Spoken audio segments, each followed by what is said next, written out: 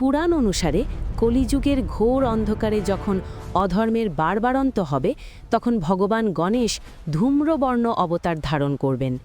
যখন পৃথিবীতে পাপের ঘড়া পূর্ণ হবে তখন সৌম্য মূর্তির আড়ালে জেগে উঠবে এক রুদ্র সত্তা। নীল ধূসর বর্ণের সেই মেঘপুঞ্জের মতো কান্তি নিয়ে আবির্ভূত হবেন ধূম্রবর্ণ বিনায়ক। তার হাতে থাকবে শানিত খড়গ অর্থাৎ তলোয়ার, আর বাহন হবে দ্রুতগামী নীল ঘোড়া। কেন এই অবতার?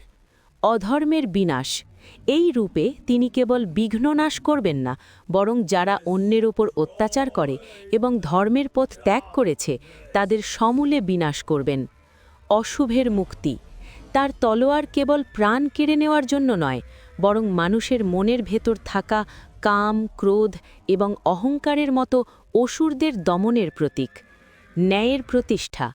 ঘোড়ায় চড়ে আসার অর্থ হল সময়ের গতি। কলিযুগের অন্তিম লগ্নে অত্যন্ত দ্রুততার সাথে তিনি বিচারকার্য সম্পন্ন করবেন।